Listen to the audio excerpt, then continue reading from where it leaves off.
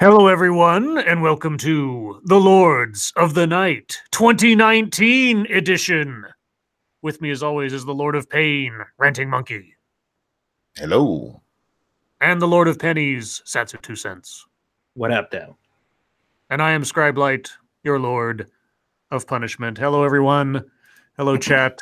Hope you had a safe and happy New Year's Eve and now New Year's Day. Welcome to a brand new year, 2019, where we should already be colonizing Mars and living on our moon base with personal jetpacks here on Earth. But no, sadly no. But vote me for president in 2020, and we will build a moon base. Anyway, how are you guys doing? How are you, Satsu? I am very energetic right now. Okay, how much have you been smoking? Too much. Yeah. Okay, well, thanks for that update. Monkey, how are you? I am pretty well for me. Got some good sleep last night. Pain is at a manageable level, although I do need to take my medicine. Yes, please do that. We don't want you having any more pain than is absolutely necessary, I suppose.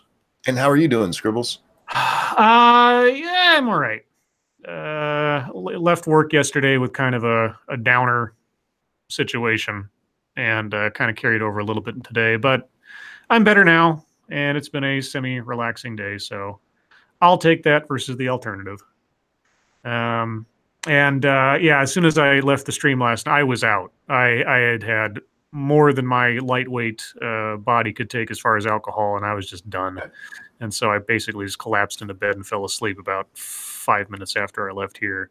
But woke up just fine, no hangover. I haven't had a hangover since college, so I'm lucky in that regard. Thank you, James Colley. My New Year's resolution to keep number of fucks given in single digits is working. Current number is 0. Good morning, Lords of the Night. Well, good morning, James. Hello. If that is the time in which you live. Thank you, Terry Diamandis. Referring to semen as high fructose porn syrup is my new favorite pun. Yeah, I saw that on Twitter yesterday. I thought that was funny. I think I'd heard that somewhere before. Still funny. That is hilarious. Let's see. Terry's in Australia, is he not? Yes. Yeah, I just started watching a show on Netflix called Pine Gap, which is about this surveillance satellite intelligence thingamabobber drama set in Australia. And as I'm watching it, it's the part of the plot line is it's a joint, and I don't know if this is true or not. I'm not an aficionado on this, but that it's a joint American-Australian operation listening post, sort of observation station down there. And as I'm watching this, and I listen to the Australian characters and the American characters, I keep trying to piece out, okay, how many of these American characters are just Australian actors using American accents?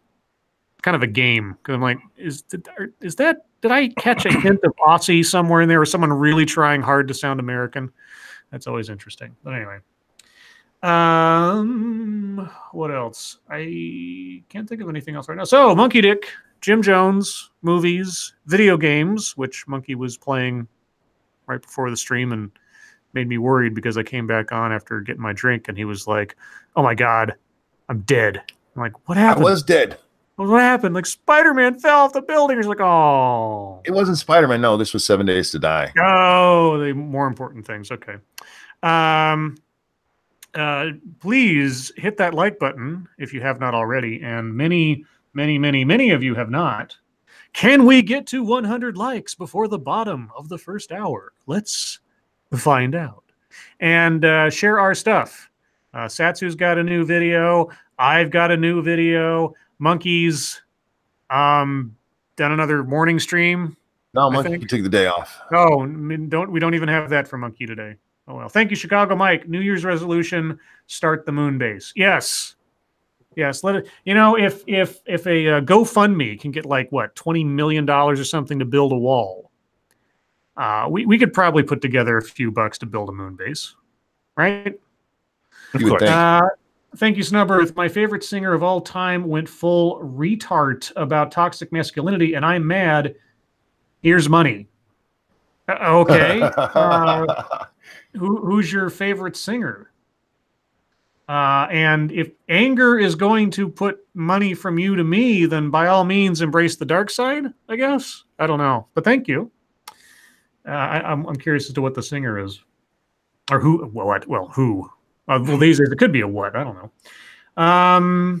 Anyway, anything else we need to mention or cover before we get on with Max Burness of Say Anything? I don't know that I know who that is or that band. Is that band Say Anything? I know the movie. It was a movie. I don't know about it being a band. Yeah, I don't know about band name. Yeah. So anyway, are you guys gaming tonight? No. Oh, it's Tuesdays. Tuesdays, right? Yeah. Sorry, when I have a day off in the middle of the week, my brain schedule kind of goes a little loopy. But anything else to plug in or mention before we move on with the world? Nope. No, not that I can think of. Okay. Thank you, Pinkalo the Driving Ape Man. Just finished the Heist DLC. Monkey, have your ducks ready. Oh, is that? Yeah, that's Spider-Man DLC. Oh, okay. I haven't even finished the base game yet, so. Well, I've got my Dr. Pepper. Can you hear it in the microphone? Mm-hmm. I heard it. I heard it go. Sound of disgustingness. Oh, doctor. All right. So, in the news today, this actually happened yesterday or last night, but the details are still a little fuzzy, so I didn't get to it. I haven't even started yet. Okay, what? I know, but there's a question in chat that does need addressed. Okay. Froggy asked what happened to last night's stream. I asked Satsu if he would take that down for reasons I'm not going to explain. There you go. Last night's game stream? No, the Lords of the Night stream. Oh. I'll tell you about it after. Yeah, you tell me. I guess what, guys? I get to know something you don't know because I don't know what it is. But don't worry, I'll spill the beans in about a year. Yeah, you will. So may I proceed? Yeah, sorry, I just saw that question and wanted to address it before we moved on. Thank you for the time. You're welcome. So yeah, last night, police are treating a stabbing of 3 at a UK train station as terrorism. Nice. A man accused of stabbing 3 people at a busy railway station in Manchester, England on Monday is in custody. Authorities said Tuesday that the incident is being treated as a terrorist attack. Just before 9 p.m. local time on New Year's Eve, 4 British transportation police officers heard a disturbance on one of the platforms at Manchester Victoria Station. BBC producer Sam Clark, who was at the station when the attack happened, said he heard a, quote, blood-curdling scream, unquote. The transportation officers rushed to the scene where, within minutes, they detained a man holding a knife. Sam Clack. I said Clark. I read it as Clark. My bad. Clack. I'm sorry, dude. Sam Clack told the BBC he saw police use pepper spray and a taser to detain the man who said he was resisting arrest. He said that he heard the man with the knife shout, Allah, and a slogan criticizing Western governments. One of the officers, a police sergeant in his 30s, received a stab wound to the shoulder. The officer has since been discharged from the hospital, but Hopkins said on Tuesday that 2 other people who sustained serious injuries from the attack were still in the hospital. The Associated Press reports that a man and woman suffered abdominal injuries. The woman's face was also wounded. Hopkins said the police are investigating the stabbing as a terrorist attack. Quote, "We are treating this as a terrorist investigation, which is being led by counter-terrorism officers with support from Greater Manchester Police. This detailed work will continue, and we are currently searching an address in the Cheetham Hill area of Manchester, which is believed to be where the man had most recently been living." Yeah, they haven't released his name or whether or not they think he's associated with any groups or anything, but there you go. Thank you, Johnny Hellcat. Satsu, wait 30 years, then tell us. Gotcha. You want to put in time capsule or something? Or bury it out in the backyard? That's right. All right. Let's do it. So that happened. Not really anything else to say. I thought that didn't happen over there. I thought that was just fear-mongering from the right. Oh, what, terrorist knife attacks? terrorist attacks. Period. All immigrants that come over are good people, and Well, we don't know who this was. He could have been a local. He could have been an immigrant. He could have been, I don't know. They don't say. that would be hilarious if it was a local. Yeah, because terrorism is hilarious, isn't it, Satsu? No, Oh, okay. you said it, not me. What? You're the one recorded saying those words. So What? What? All right. In other lousy news from yesterday, or I guess was it earlier today? Yeah, okay, it was this morning. A Marine was shot and killed on duty at the Marine barracks in Washington, D.C. Whoa, Yeah. at the barracks? Oh. Yeah, now this is the thing where they still haven't given us much detail, so we're not sure what happened here, except, well, here, I'll read the story. A U.S. Marine was shot and killed while on duty at the Marine barracks in Washington, D.C. early Tuesday morning. The fatal injury was not self-inflicted, Marines Gunnery Sergeant John Jackson said. So it wasn't a suicide, at least not by his own hand, I guess. DC police responded to the incident. The circumstances of the shooting are unclear, and the killing is under investigation. The Marine, whose identity has not been released, was shot at 5 a.m. The shooting was determined not to be a threat to local residents because it occurred on the grounds of Marine barracks. I don't know how you determine that unless you know who did it and why. Because someone could, leave the barracks. Yeah. I don't quite understand that logic, but then I don't know the details, but then they're not telling us. So, and that's the end of the article. That's all that they have so far, which is kind of weird. Usually they'd release more information than that by now, I'd think. Interesting. Yeah, like I say, we're not talking about a lot of news stories with deep thinking yet so far today, which is fine by me. I don't like to think sometimes. Oh, right. I'm supposed to be reading things. Hey, shush. Okay. Well, we had a lion attack the other day, right? All right. So let's follow that up. What's your next favorite zoo animal? Besides, can't use a lion. Think of another zoo animal. Tigers, Satsu? Gorillas. You're both wrong. Toddler rushed to hospital after rhino encounter at Florida Zoo. What? Jesus. Now, how did a toddler have an encounter with a rhino, I wonder? Not even just a toddler. What qualifies as a toddler? Isn't that like 3 to 5-ish? Yeah. Yeah, like 2 to 5. 2 to 5? Okay, well, then I guess a 2-year-old girl was injured at a Florida zoo during a private rhino encounter experience. They have those? The toddler and her family were taking part in a close-up experience with white rhinos at the Brevard Zoo in Melbourne, Florida, on Tuesday when the girl came into contact with the animals. Okay.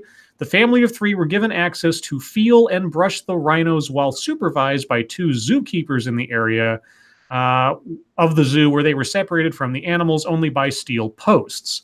At some point during the experience, the toddler wedged through the posts and got into the rhino's yard. Who wasn't watching the toddler? Somebody wasn't watching their kid. Yeah, that's why you don't let your kid... oh, my God. The distance between the posts is roughly 11 inches. That's wide enough. As 2 female rhinos approached the toddler, the snout of one of them made contact with the child and she got bumped. Okay. The child's father, who was holding on to her throughout the incident, well, not throughout because she got through the fence, quickly pulled her out and carried her to the front office before the... Wait, did you let your kid through the fence and hold her hand? Yep. That's what it sounds like to me. Like you son of a bitch. If that's what happened here, you dumb motherfucker. Moron. Throughout the... Oh, my God. Let's see. He quickly pulled her out and carried her to the front office before the family was taken to the hospital. Details about the child's injuries or condition were not immediately known. Quote, our number one concern is the safety and welfare of our guests, and our hearts go out to the family. Okay, well, if our theory is correct, and this guy was like, okay, honey, you step through that hole and I'll hold on to your hand. Why weren't the zoo staff telling him no? Because he probably did it on the low. Like they probably were like supervising. I don't know. I can see a dumbass dad doing some stupid shit like that. Yeah. Look, honey, go touch it. Mm-hmm. You want to go pet the rhino, baby? You go right ahead. No. All right, so that happened. Now, how about some political stuff? Yay. Sure. Do you like Trump? No. Yes. Maybe. Do you like Trump with like not even any hyperbole, acting like a third grader? I'm not even kidding. Trump attacks McChrystal after retired general called Trump immoral.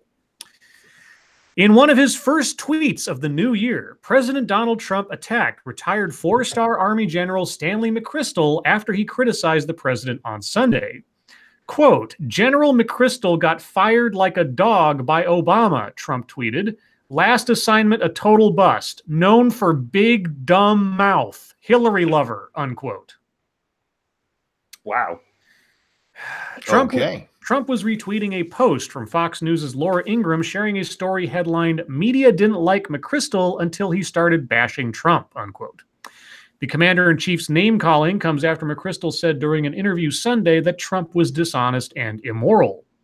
Quote, I don't think he tells the truth, McChrystal told ABC's Martha Raddatz on This Week.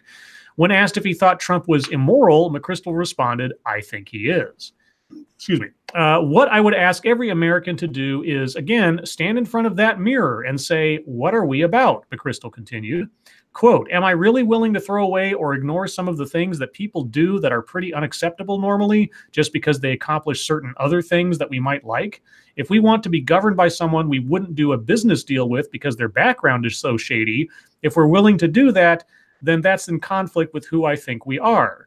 And so I think it's necessary in those times to take a stand, he said. McChrystal. I don't know why I suddenly tripped over that word. McChrystal also criticized Trump in November for his attacks on retired Admiral William McRaven, the leader of the Navy SEAL unit that killed Osama bin Laden in 2011, who also had leveled sharp criticism at the president. Trump called the four-star admiral, quote, a Hillary Clinton backer and an Obama backer, and said it would, quote, have been nice if we got Osama bin Laden a lot sooner than that, unquote. Quote, the president is simply wrong, McChrystal told CNN's Jim Sciutto on Newsroom. Quote, he's uninformed and he is pushing an idea that I think is not helpful, but I really think it's symptomatic of the crisis in leadership that we have in the nation today. McChrystal wrote in a November column for CNN, he seems to be around CNN a lot, quote, America is facing a leadership crisis, calling Trump, quote, just the most bombastic example of this phenomenon, which has been playing out for decades, unquote. So, there you go. Trump being a toddler. Big dumb your big dumb mouth. You shut your stupid face, poopy heads. I know, right? I just... our president, everyone. Let's see. Oh, man. Do I have any other stories today? I'm not sure. Let's see. We talked about that one. And everything else was just... oh, this one. Okay. Right. Okay. And one more in the world of politics. Kim Jong-un says North Korea isn't making nukes, but warns U.S. on sanctions. Warns us about what? Yeah, I don't know. North Korean leader Kim Jong-un affirmed his apparent commitment to denuclearization during an annual New Year's address Tuesday, but warned that he may need to pursue, quote, a new way, unquote, if the United States continues to make, quote, one-sided demands, unquote, of Pyongyang. Well, they are one-sided because you're in the wrong completely. Yeah, not only ain't that funny how it shifted? It's like, wait a minute, we were the ones who were good at making one-sided demands. You don't get to do it now. Well, like I said it on Twitter, as I'll quote myself. Meeting with North Korea was giving them the opportunity to save themselves, not because they possessed any leverage in the situation. I mean, the only leverage they have is imparted upon them by China. That's about it. So this guy is absolutely insane. In a wide-ranging 30-minute speech, Kim said that relations with Washington would progress at a, quote, fast speed if the U.S. engages in some form of give and take, adding that he was ready to meet with U.S. President Donald Trump at any time. Oh, well, thanks for that. Quote, I'll endeavor towards a result that will be welcomed by the international community, Kim said of the potential second meeting between the two leaders. North Korea, however, would have, quote, no choice but to defend our country's sovereignty and supreme interest and find a new way to settle peace in our peninsula if the U.S., quote, misinterprets our people's patience and makes one-sided demands and continues down the path of sanctions and pressure on our republic, unquote. Your what? Republic. Your what? Republic? Is that what that is? Find a new way to settle peace in our peninsula. But not with nukes.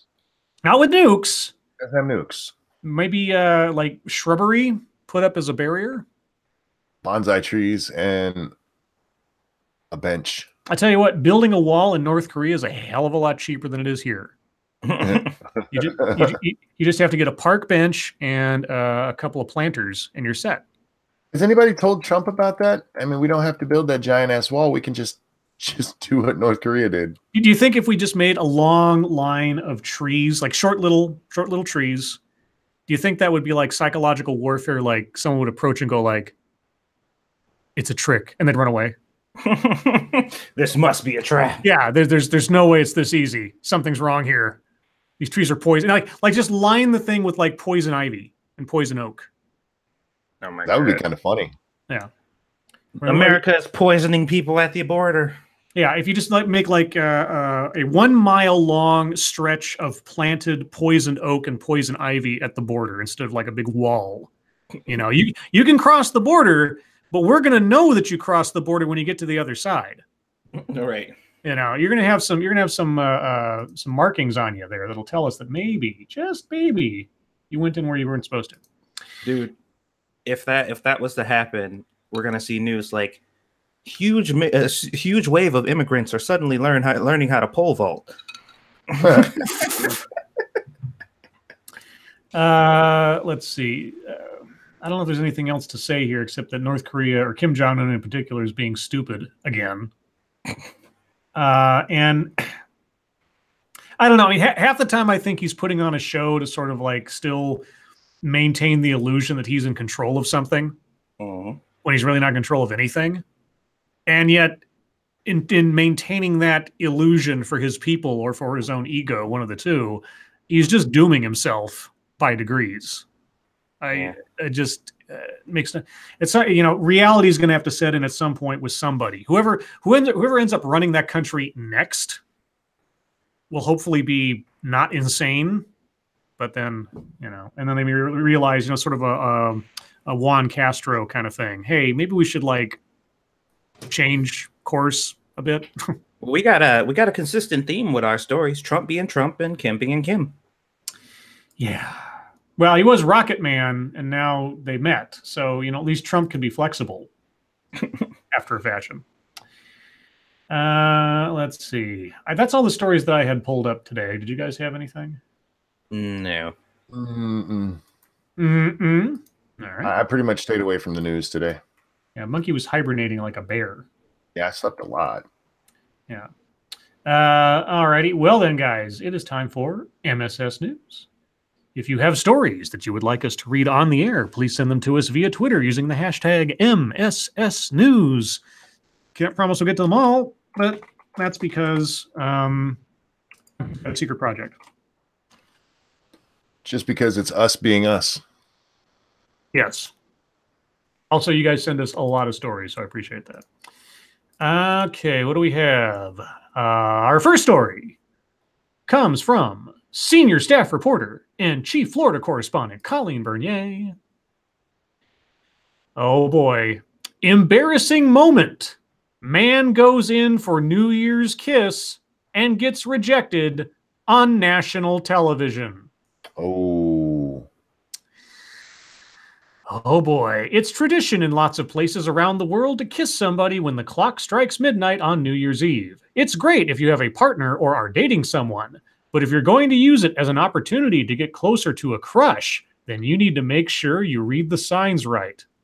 An unnamed man seized the moment on TV as he stood next to a blonde woman while being filmed on Top 2000 Live on NPO Radio 2, a Dutch station. But it did not go to plan. As he leans in, the woman looks confused by his move, winces, and successfully dodges the peck.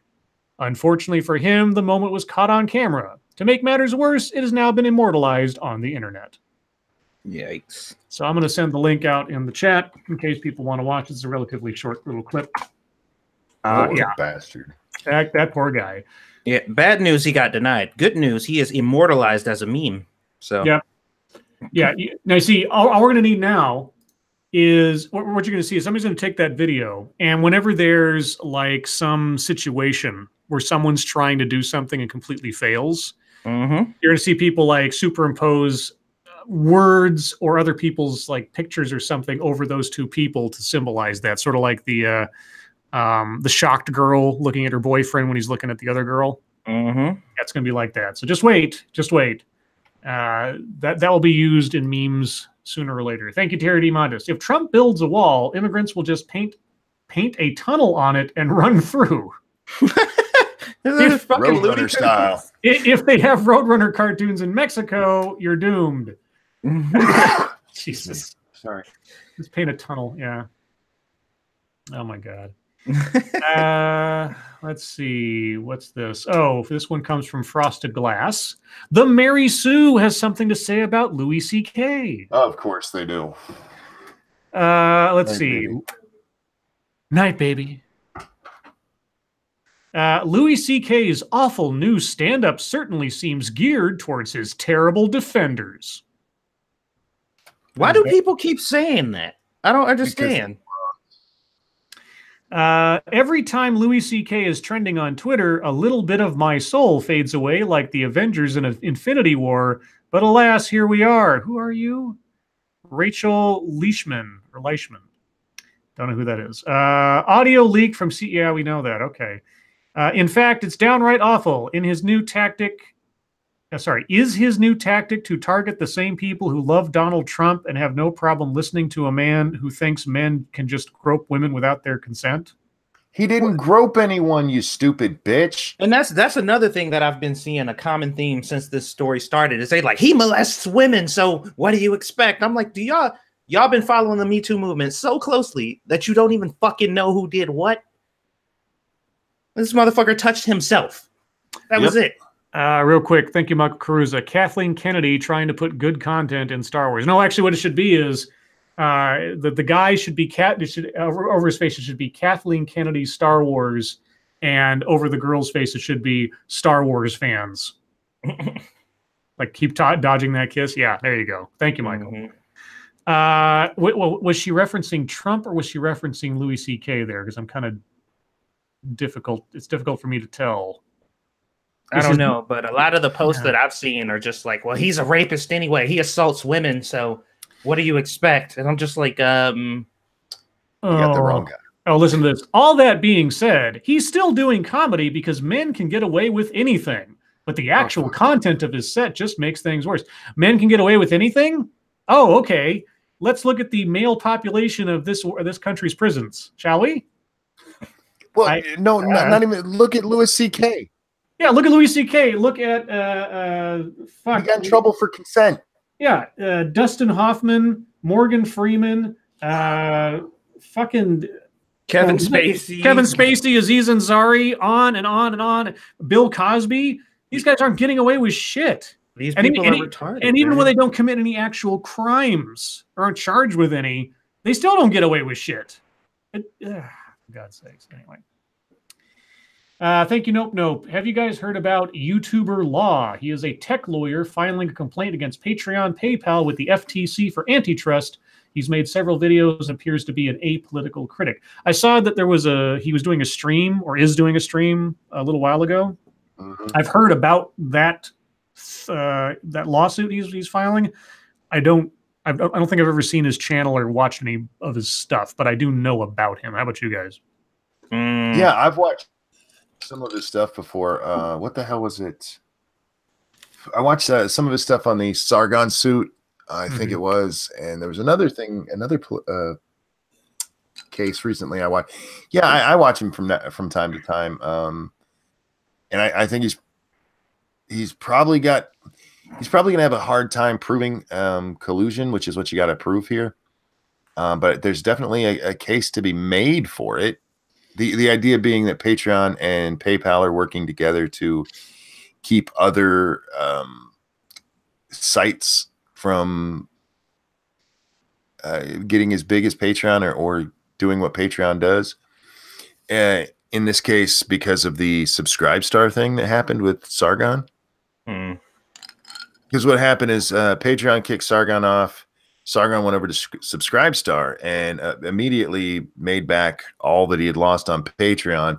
And suddenly PayPal pulls out of Subscribe Star. They no longer will allow Subscribe Star on there or to use their payment processing. Right. So I mean, Faithless. Yeah, he just has to get the FTC to investigate. I just don't know how you prove it unless you have some internal documents or something showing it, you know? Yeah, because all PayPal really has to say is, well, we didn't agree with what he was doing either. Yeah. There's definitely smoke there. Hopefully they find some fire because that was bullshit. Let's see. This one comes from Froggy. Excuse me. For now, the fate of LGBT workplace rights lies in Mitch McConnell's hands. What? Okay. One senator's opposition to LGBT rights could indefinitely shut down the Equal Employment Opportunity Commission come 2019. What? I think that sounds a little hyperbolic because it probably is. And the only person who can stop that from happening is Mitch McConnell.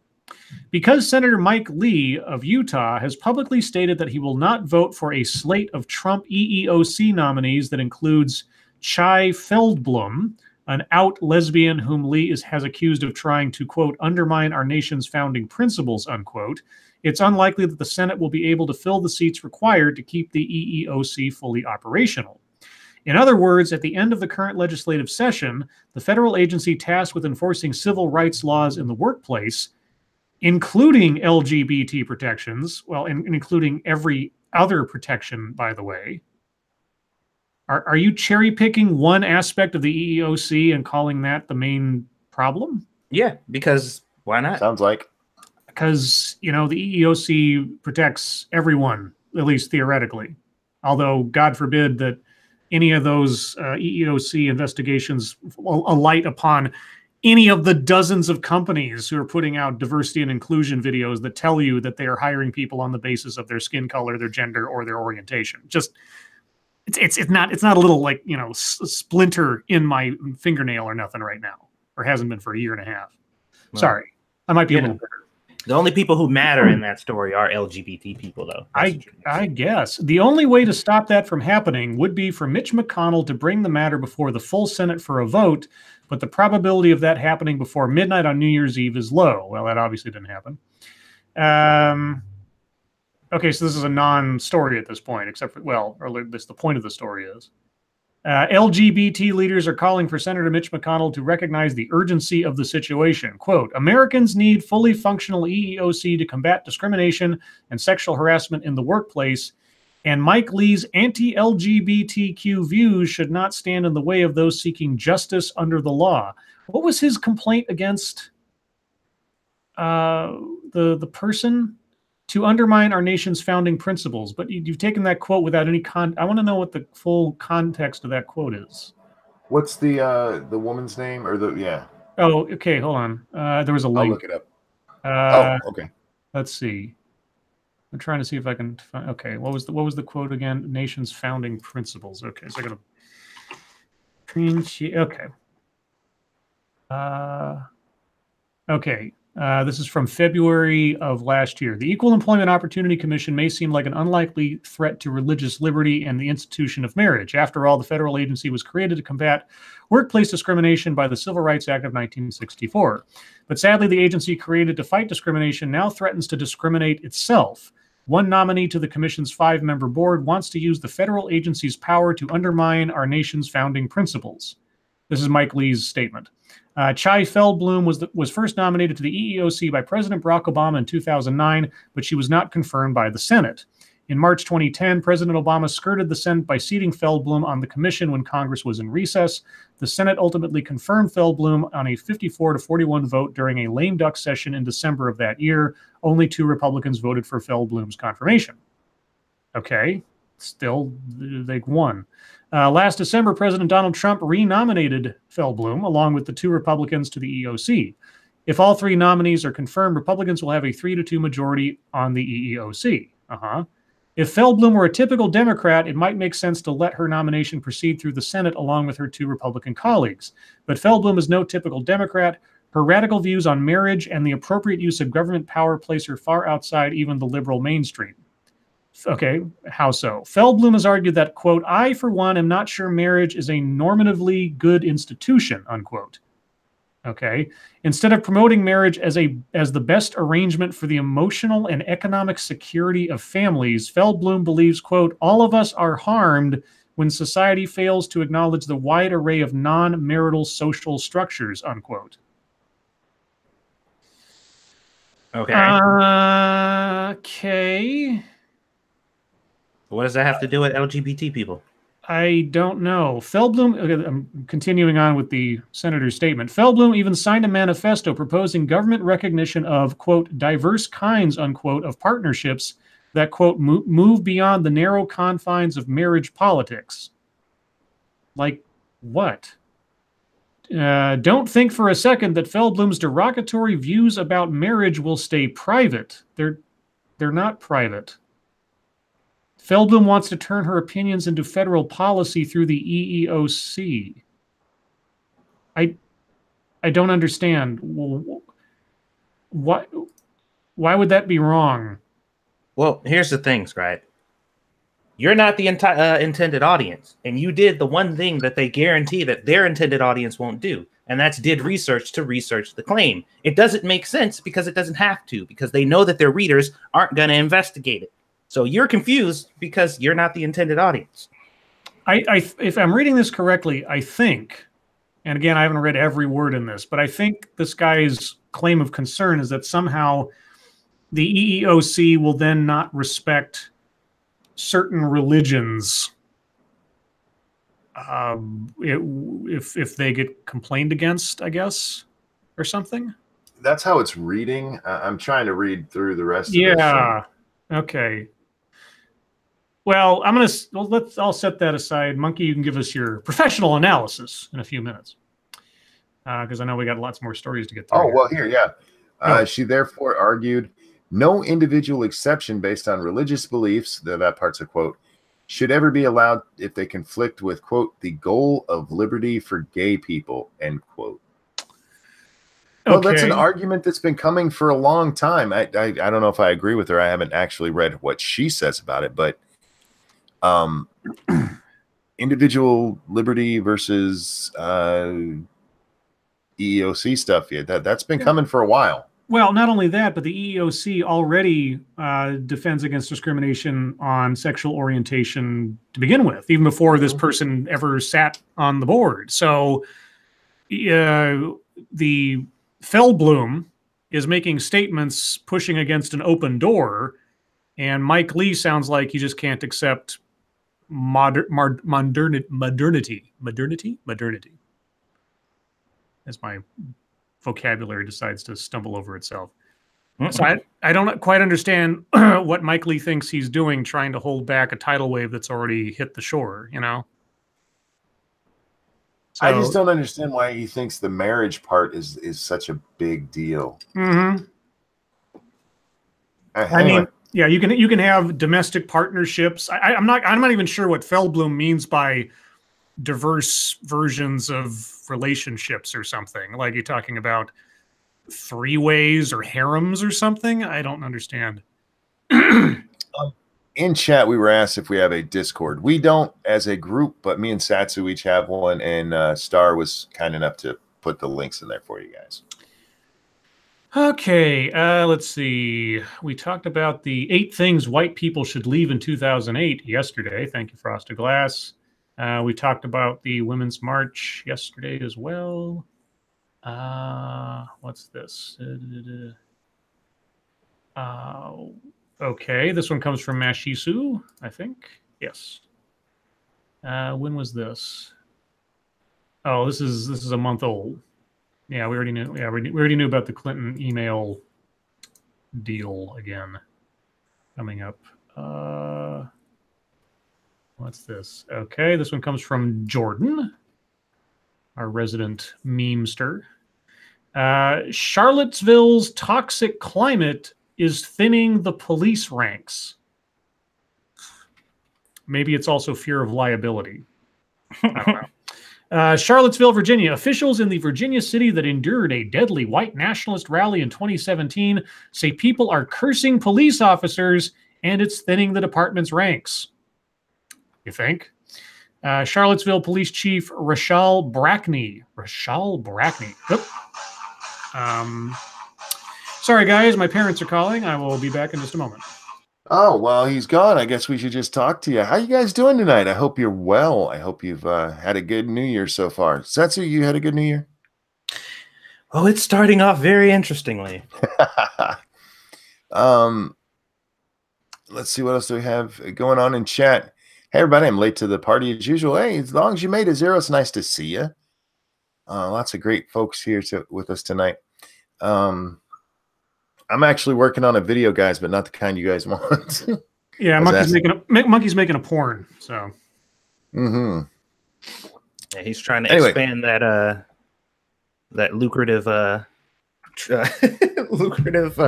handicap porn section over on Pornhub. Yeah, well, Pornhub they don't have as many scruples as YouTube. So.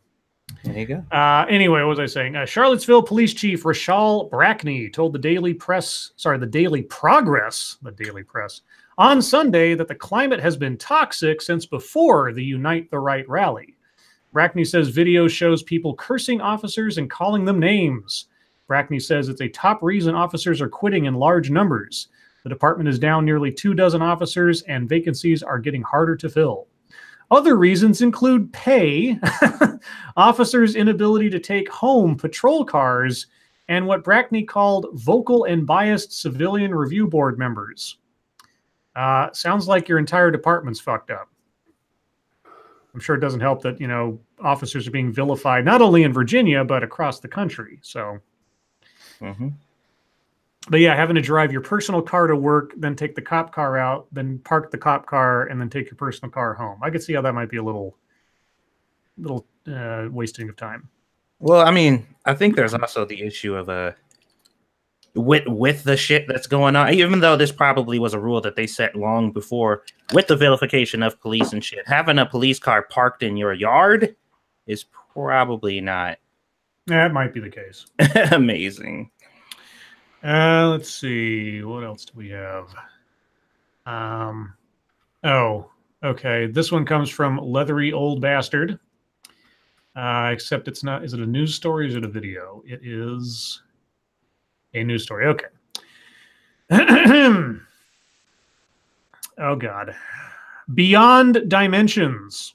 The man who married a hologram. I remember him. What the fuck? So this is from December 29th. So a few days ago. Akihiko Kondo, if I'm saying that correctly, doesn't have the air of a rebel. You're right. That man does not look like a rebel. This year, however, the bespectacled school administrator bucked conventional norms and would probably piss off Mike Lee. He married a hologram. Kondo's November wedding to cyber celebrity Hatsune Miku, which is not legally recognized, provoked mixed reactions in Japan and abroad. Some were dumbfounded by his choice of a three-dimensional laser image over a human. Others congratulated him. But the 35-year-old, whose Spartan home on the outskirts of Tokyo is dotted with plush Miku dolls and paraphernalia, doesn't care what others think. He simply did what made him happy. Quote, society pressures you to follow a certain formula for love, but it might not make you happy, he told CNN. I want people to be able to figure out what works for them. Right. Kondu fell for Miku a decade ago when he heard the cyber songstress's music. Now he owns a Gatebox device, which looks like a cross between a coffee maker and a bell jar with a flickering holographic Miku floating inside. Created in 2017 by Japanese startup Vinclu, the device allows anime fans to live with their favorite characters. Just a note, if Chat Mort happens to be in the chat, I just found your most favorite toy that you don't have currently. Thank you, Nope Nope. More or less than the chick that married the ghost pirate. Well, more or less than the lady who fell in love with and married a train station. Well, there's also the poor lady who married a ghost and just had to divorce him. Well, at least the ghost, you know, sort of was humanoid-ish in her own mind. A train station? I think train station kind of takes the cake. Yeah. I'm pulling for train station lady. I mean, this is just the next level of something that already kind of exists over in Japan and stuff, because the whole 2D craze has been a thing for a while, which is why a lot of dating sims are very present or over there, where they're just like, I give up on 3D women altogether, and they'll just like find companionships in these fucking games. And it's weird, but this is like next level. I mean, it's fine. It's like they're not hurting anybody, so let them do whatever the fuck they want. But I mean, that's weird. This one comes from Boatman99. This looks kind of funny, if I can get to it. Yes. Police mourn after donut van perishes in blaze. The officers took pictures of themselves mourning over the remains of a burnt-out Krispy Kreme donuts van. Good-humored police officers in Lexington, Kentucky have played up the stereotype after attending the scene of a burned-out donut van. While no people are believed to have been injured in the fire, all of the van's contents lamentably perished. According to reports, the driver of the Krispy Kreme donuts van realized that smoke was billowing from the carriage as he drove through Lexington. He escaped unscathed, and the fire brigade, this is a British story, by the way, the fire brigade was able to extinguish the blaze, video of which was posted to Facebook by a local news channel, Lex18. Lex18, that sounds like a Superman villain. Yeah, and there's all these tweets from other police departments. The Chicago Police Department says, condolences from Chicago. The UK police say, we feel your loss. We do not know what else to say. In this line of work, some things can't be unseen. My thoughts are with Lexi police officers in this time of tragedy. And the Cleveland police dogs just tweeted out a picture of sad faces. So yeah, that's funny. Good humor, officers. What else do we have? What time we got? We got a couple more here. Okay, this one comes from senior staff reporter Jack the motherfucking Cockring. No, I don't want your ad. Go away. Florida. I don't want to buy your... God damn it. It's like, I click one that's like, hey, you want to subscribe? No. All right, 3, 2, 1. And then another one comes, hey, you want to subscribe? No. Mariana, Florida. Florida authorities say an inmate who killed his cellmate last month while awaiting trial for killing another cellmate in 2015 is now in solitary confinement. Wow. The news reports 21-year-old Frederick Patterson III said he killed his 82-year-old cellmate Arthur Williams on January 15th and told correctional officers that, quote, there's one less child molester on the streets, unquote. Oh, boy.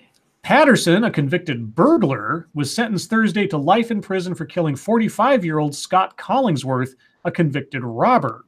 Patterson now faces a first-degree murder charge. Williams, who allegedly tried to lure a 9-year-old boy into his car, had been ruled incompetent 10 days earlier and was being held in the Jackson County Correctional Facility awaiting transfer to a mental facility. Great. So wait, he wasn't on the street though. He was in your cell. Well, yeah, but he was going to a psych ward instead of the prison. Yeah, and it was still alleged. He hadn't been convicted of anything yet. So, Right. Yeah. Thank you, Frosted Glass. I can't imagine a crueler fate. I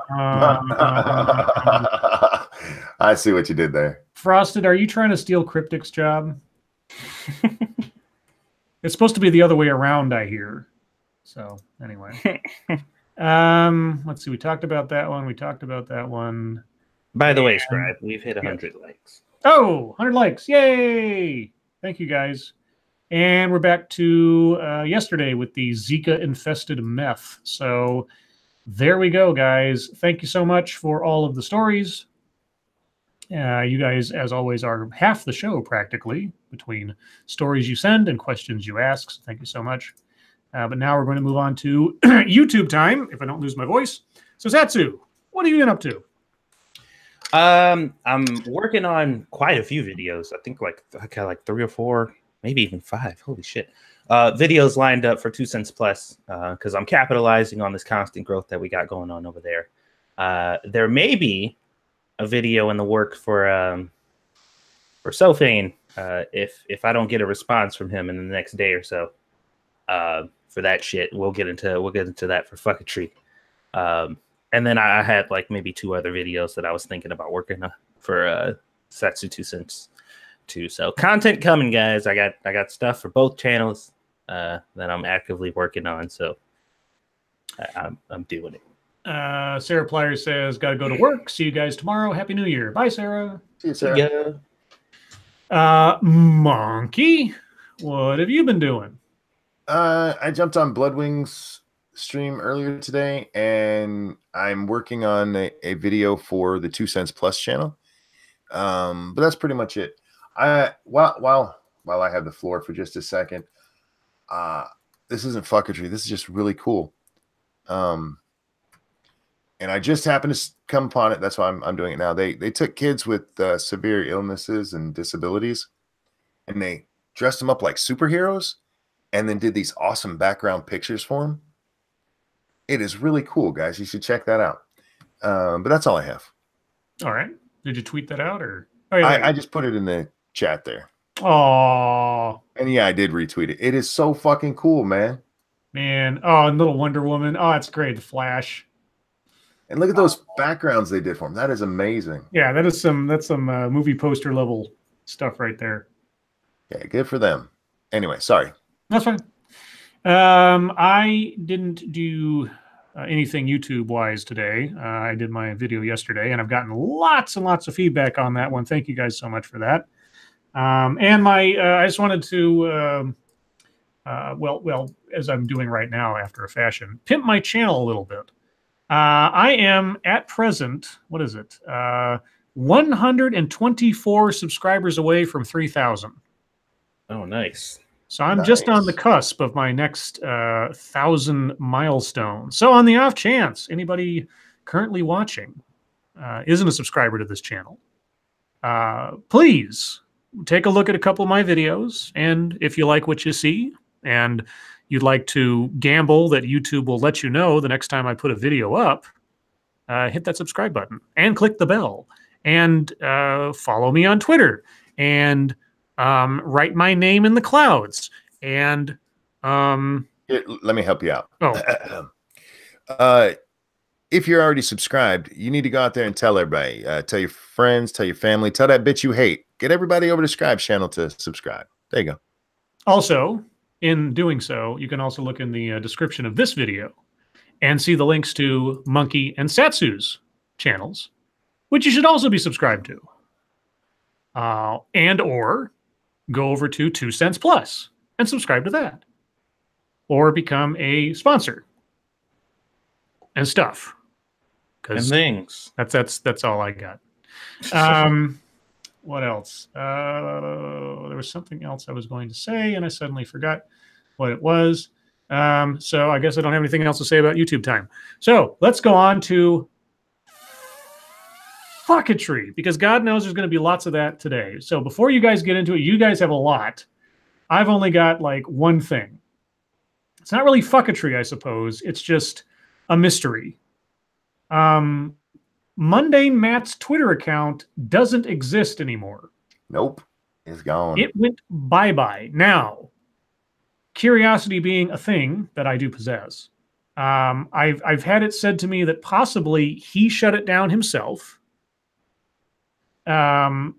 or someone deleted it after having hacked into it. I heard that somewhere. Or Twitter zapped it for some egregious something that we don't know. Those are three possibilities I've heard. I don't know which of any of them is true. He does have a backup or a alternate Twitter account, but that hasn't been, at least not since I looked an hour ago, that hasn't been commented on since like August. So, and again, as far as I know, he hasn't addressed it in any of his videos or anything. So I don't know if something happened, but that just popped out at me today, and I thought that was interesting.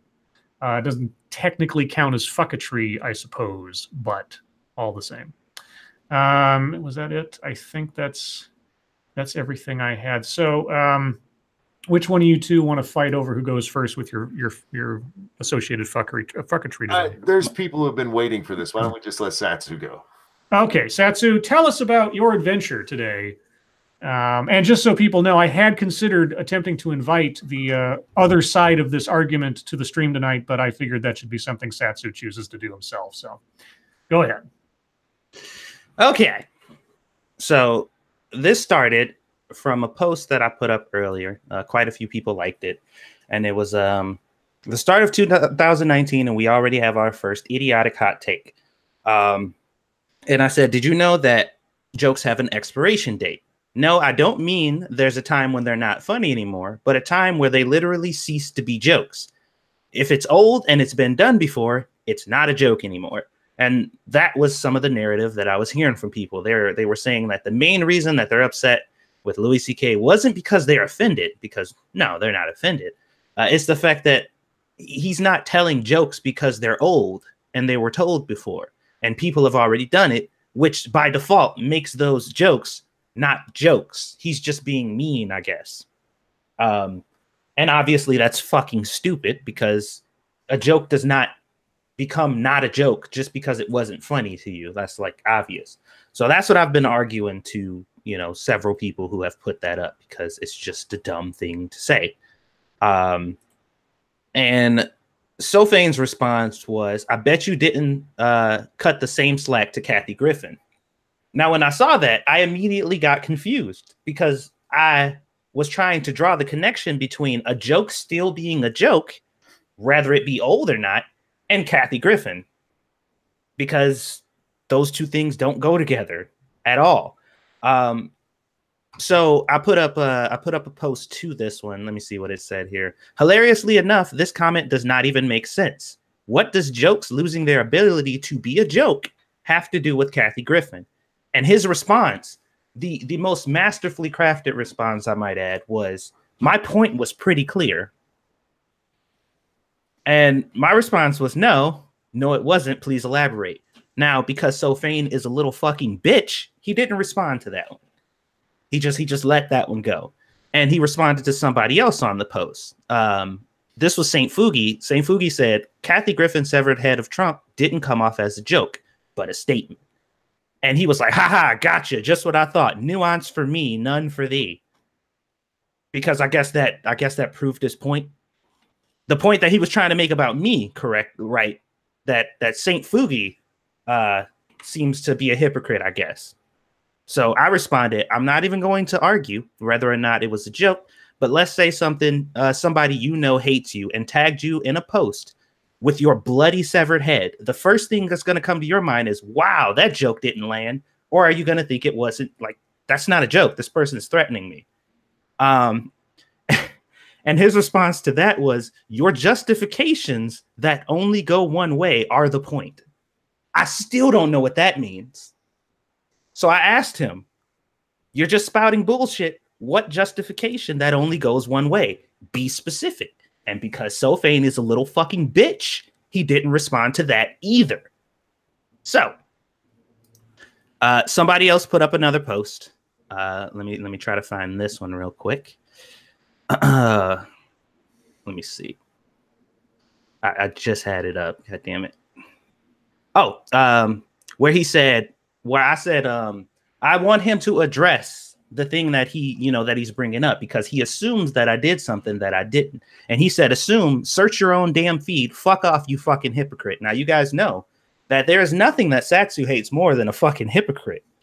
So if you call me a fucking hypocrite, you're going to have to bring some proof. I must know, how am I a hypocrite? So I put up a post of me, literally, when I created the video about Kathy Griffin, because I made a full video talking about the whole scenario, of me in this video acknowledging the fact that this was indeed a joke. It just didn't land. And that her apology that she gave wasn't sincere because she wasn't actually sorry. That was the whole context of the video. And then I tried to look through my tweets and I couldn't find anything else where I had said anything otherwise, that this wasn't a joke.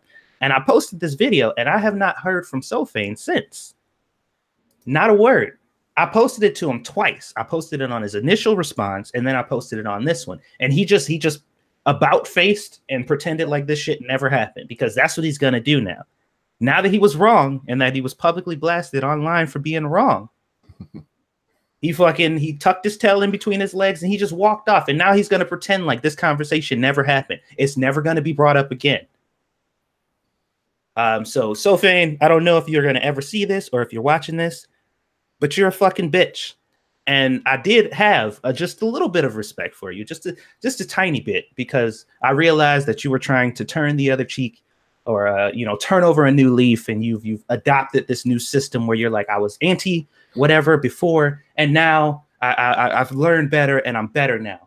But you have gone so far on the other side that you're not even worth acknowledging anymore. So fuck you kindly, good sir. I will be waiting for a response. Alrighty then. Hi, Monkey. Hi. I want to address that just a little bit. Do you? I do, because that's what I do.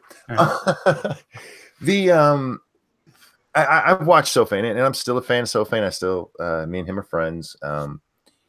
I've watched several people on Twitter do this about face thing, and what Fane looked to be trying to do here is prove that conservatives are hypocrites, and I've seen him do that a couple of times. And one, Satsu's not a conservative. Satsu can't even tell you what the fuck he is. When it comes to politics, Satsu's a squishy. But I see this desperate need by so many people to try to point out the hypocrisy. If you can find actual hypocrisy, fine, point that out. But just because somebody says something, I mean, there's nothing wrong with what Satsu said in his original statement. Nothing. There's nothing political about it. This isn't a political thing when it comes to Louis C.K. The only way it's a political thing is when the one side is so offended because he took shots at trans and those poor Parkland survivors. That's what makes it political, not his jokes. His jokes weren't political at all. He pointed out, these are fucking kids who are telling me what to call him like there's some kind of fucking royalty. That's what he said. That's what he actually fucking said. There's nothing political about that. But since it's something they care so deeply about, it's become a political issue. And people are making asses of themselves about it. And I've seen this on so many things. And he used the same typical tactic that a lot of people who I end up talking with on Twitter is. He has talked to a whole bunch of people who he, has confirmed thinks that way. Because he's already slapped a label on me and he thinks he knows who I am. He basically said, okay, what do I know about this subset of people? They all think like this. Okay, well, I think that he's in that subset, so I'm going to create an argument for you, and I'm going to argue it with you, even though on this post, you're not making that argument. I'm like, I wasn't making that argument. Mm-hmm. You just brought it up out of nowhere, and I'm just like, why are you bringing up the validity of whether a joke is still a joke in relations to this bitch cutting off somebody's head? What the fuck does that have to do with anything? That was my point to him, because like when I read them, like, what the fuck are you? I knew what he was talking about with Kathy. He's talking about the ISIS video, or well, picture that she made holding Trump's head. That was called out in real time. Nobody said, "Ha, this is an old joke." Nobody said that. They just said, "This is." I mean, I know you're trying to be funny, but it's not funny. That's even what we said here when that all blew up. Yeah, is that it wasn't funny. Nobody mentioned anything about whether or not it was a joke, except for some of the people in our audience who was watching, who said that the act itself is objectively not a joke, which is arguable because, like I said, if somebody does not like you and you know that they don't like you, like they hate you, they actually hate you, they say they hate you online, and they just show up somewhere with a severed picture of your head, you're not going to be like, yeah, that joke was kind of crazy, huh? No, you're going to be like, what the fuck?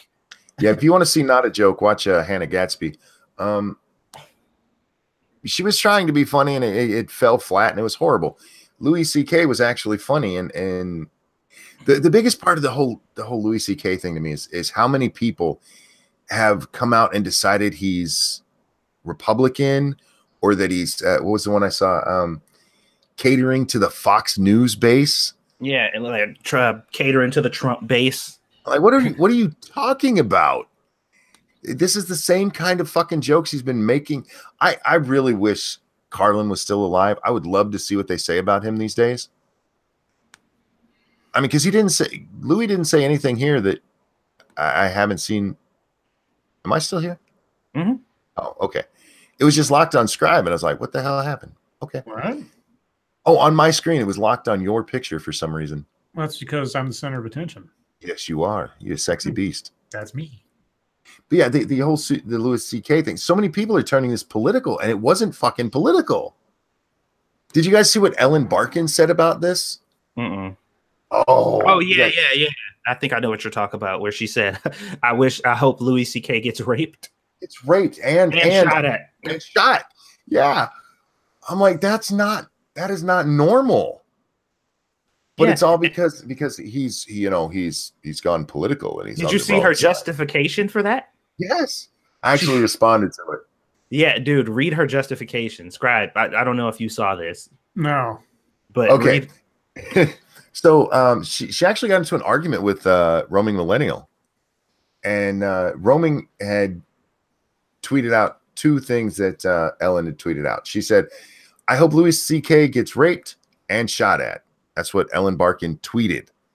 And it says, God damn, it has a real name there. Roaming says, and here we have a fully grown woman giving a very normal and healthy response to some jokes she heard. To which Ellen responds, tell that to @Emma for Change. That's Emma Gonzalez, one of the faces of, what are they called?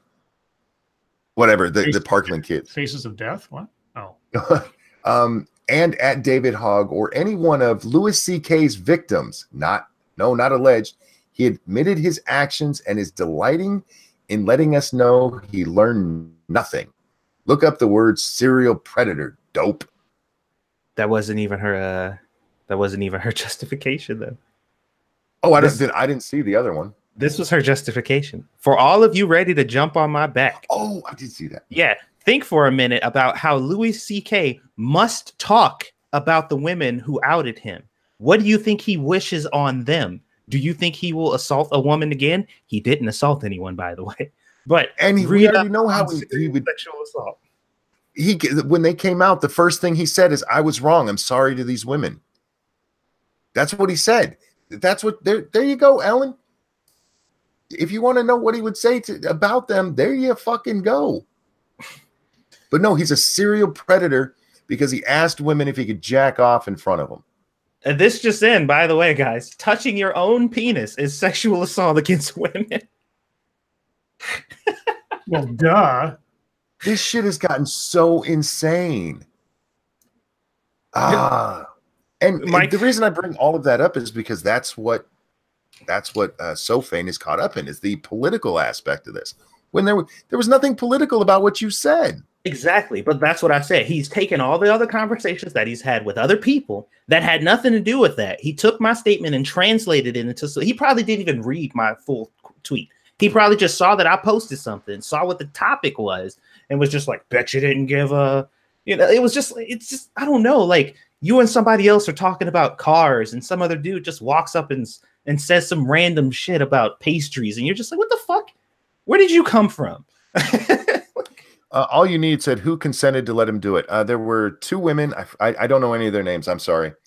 Who he invited up to his hotel room. I think it was when they were in, what's that Colorado one that they have?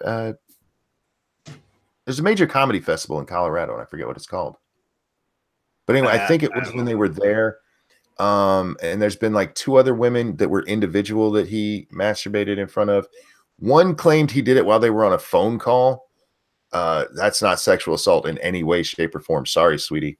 And then there was one woman who worked for whatever show Courtney Cox is on right now, because he was a guest on that show. And he asked her to come into an office and masturbate or watch him masturbate. She told him no, and he yelled at her, but he didn't pull out his dick.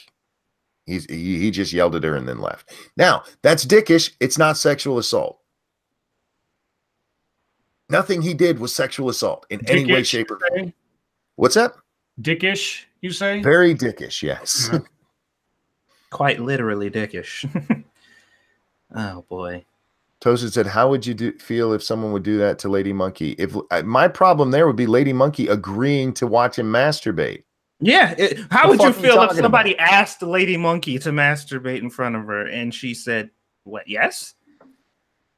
Yeah, I don't worry. I would deal with them as well. But my first conversation would be with her, because like, why would you agree to that? Yeah, it's a choice. He laid out an option. I don't get it. I'm so confused with that question. Yeah, everybody's treating Louis like he's Harvey Weinstein, and he hasn't been accused of any of that. Yeah, he literally asked the question. And to that question levied at pretty much anybody, if any man asked my grown sibling, mom, or anybody else, could they masturbate in front of them, and they said sure, then that's their fucking business. That ain't got nothing to do with me. Toasted said because she didn't want to lose her job. He wasn't any of these women's boss. Yeah, he wasn't any of their boss.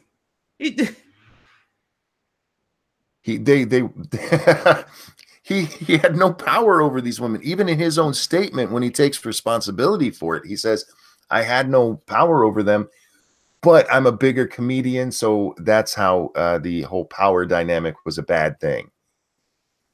It's fucking stupid. One, he never should have apologized for that. He should have went, they said I could do it. But I mean, fuck off. If you agreed to let a man masturbate in front of you, that's on you. That motherfucker got in trouble for literal consent. He did. The fucked up part. In the era of hashtag Me Too, he got in trouble for getting consent. Think of that shit. Fascinating. You got a super chat. Scribe? Yeah. I was just letting you go. Move it out. Thank you, Ethan Long. Quote, you're a hypocrite is an ad hominem attack. An ad hominem attack is not an argument. Well, not unless you've got proof of hypocrisy. Yeah. If it's just, if you make it a statement as a dismissal without backing it up with something, I'm not even sure you can call it, it's almost a non sequitur more than an ad hominem. Well, that was my point. I'm just like, show me something, because if you guys go back and look at each one of his responses, none of them, they're words, but none of them say anything. They don't say anything. He's not telling anybody what exactly I'm doing. He's just implying that something is happening, just like the accusation that he levied in the first place. It was an implication that I had done something. And then his next statement was an implication that I had done something. But all times I asked him, okay, well, prove it. He just vanished. The conversation ended when I told him to prove it. Jesus fucking Christ. What a little bitch. Okay. Any other internet fucketry to discuss? Just my stalker came back for a little bit today and told me that she hoped I would have grown up maybe next year, because I made a joke about Alexandria Ocasio-Cortez. Cortez, there was a magazine article where they asked her if she would be willing to give up her congressional pay because of the shutdown, and she won't answer. Yeah, our little woman of the people won't answer if she will join the little people in not getting paid. And the answer's quite obvious. Of course she's going to get paid. Of course she's going to get paid. This is the woman who was bitching that she wasn't getting paid before the job started. Because she couldn't without getting that first paycheck, she can't get an apartment. So of course she's getting paid. And I simply said, of course she's getting paid. She's got to get an apartment, furniture, and a whole lot of carrots. And that offended my stalker, who told me she hopes I grow up. And I simply told her I'm not wearing pants. There wasn't much more to it. That's all it was. She shows up from time to time. She was over there. I'm sorry. Oh, no, go ahead. Real quick. She did go and fuck with Undoomed a little bit, and his response to her was just beautiful. Dude, that response was fucking... It was great. I don't want to read it out. Go to his Twitter and check it out. God damn it. What was I about to say? I completely forgot because I was thinking about Undoomed's comment. You were going to answer something in chat, I think. Oh, yeah. Chaos Eve said, pretty sure Fane was trolling you. I don't know. I don't think so.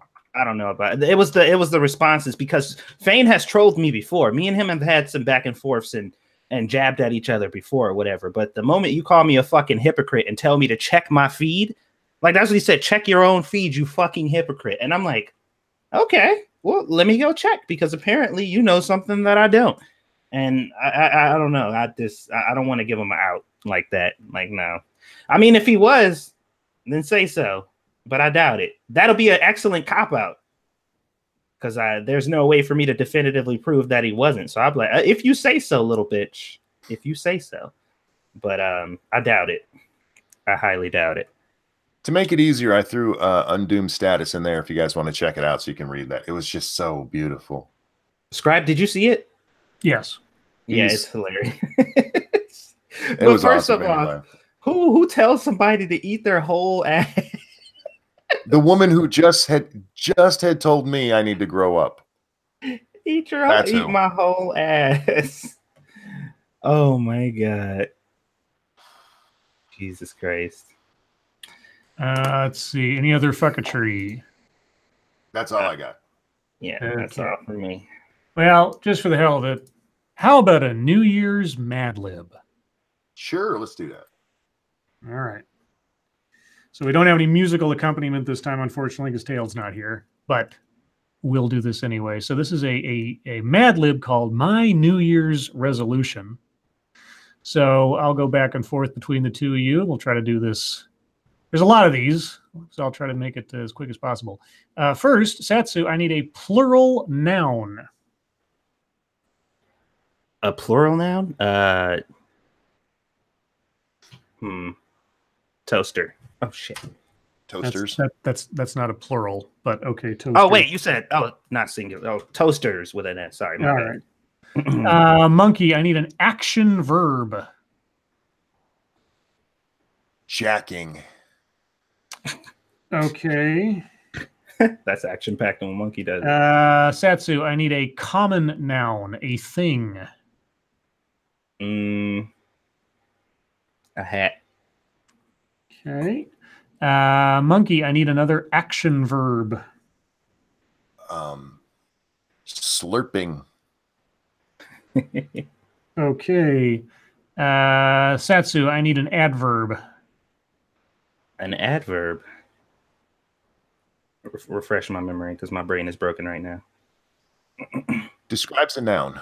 Like green, hard. Okay. Throbbing. Okay. Does that even work with this? Does it? I mean, I don't know. Wait. Okay. You're not supposed to read it. Just let it. I know. All the same, it should be the right kind of word. Plural noun, Monkey.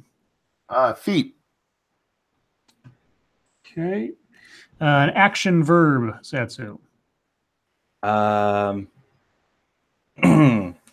Does panting count? Sure. Cool. A plural noun, Monkey. Oh, I'm sorry. You said adverb, and I told him what an adjective is. Yeah, I was like, what were you talking about? But whatever. Well, you could correct me on that. No, well, what am I supposed to give you?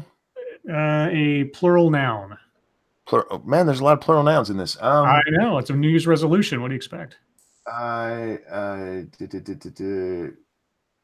Horses.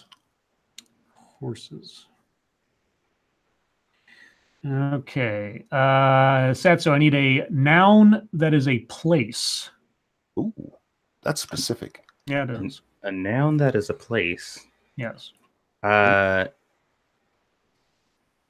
Porn shop. Okay. Monkey, I need an action verb.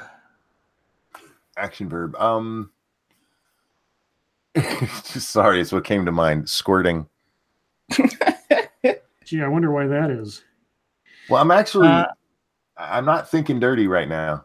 Okay, Satsu, I need a number. 7. Okay, Monkey, action verb again. Sleeping. Okay, Satsu, I need a verb that ends in ing.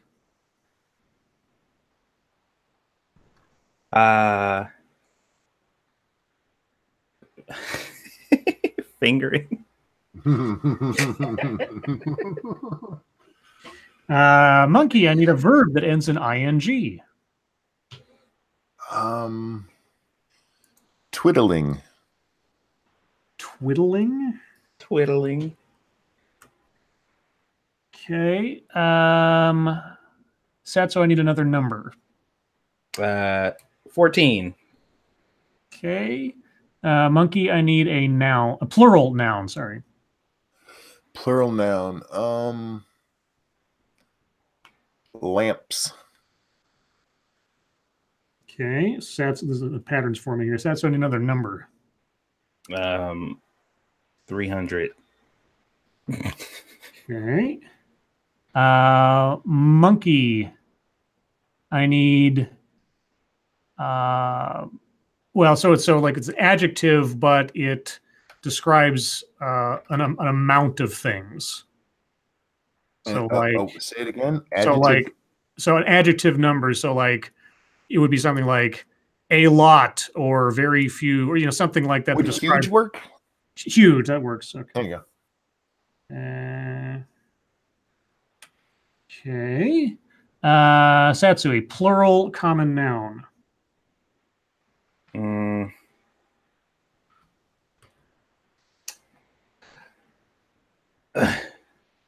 Beds. Okay.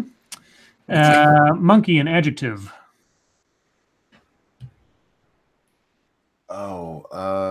Brown. Okay. Satsu, another plural noun.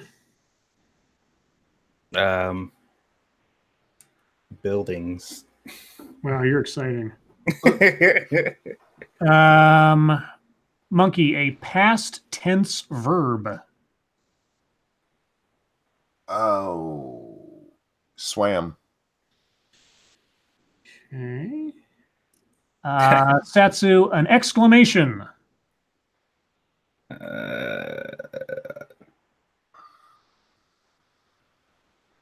The first thing that came to mind was fuck. But... All right. And Monkey, lastly, a plural noun. Nouns. Just because I've been asked that a lot and it's pissing me off. Well, it's New Year's resolution. There's going to be a lot of lists of things. Are you going to make him fix the adverb thing? Because I screwed that up. That's on me. Okay, so Satsu, examples of adverbs like I don't know, gently, quickly, yeah, that kind of stuff. Perplexingly. Perplexingly. Okay. All right, let's see if I can do this because I got to go down the little list here of my notes. Okay, so My New Year's resolutions. Oh, Every year, I try to ignore the urge to make resolutions since most toasters tend to break them after a day or two. This year, however, I am going to make a list of the things I would like to accomplish in 2019 and pick the best one on which to focus my efforts. Then maybe I'll have a chance. Here are my possibilities. I will jack a race.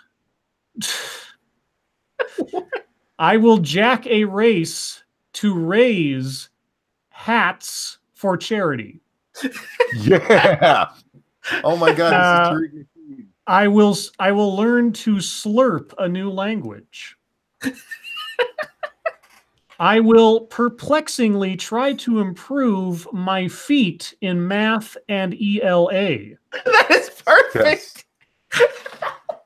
I will volunteer to pant horses in our local porn shop. Oh. Wait, that actually goes with the first one. After school, I will squirt for 7 minutes every night to improve my independent reading skills. Oh my God. Oh. At home, I will sleep. I will sleep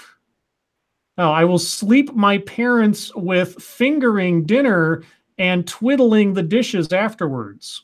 Wow, this is a kinky night. I will limit my computer time to 14 minutes a day. That's really exciting. I will do my best to do what my lamps ask of me the 300th time they ask. I will eat huge fruits and beds every day. Number 10, I will follow the Brown rule. Always treat buildings the way that you want to be swam. Fuck, that's a lot of nouns. Now to pick the best one. Which resolution do you think I should keep? The end. I think you should totally jack that race. Yeah, jack that race for horses at the porn store. Oh. Okay, well, Yo, that just came out well. Jack a race to raise money for charity. For hats. For hats. That was awesome. Raise hats for charity.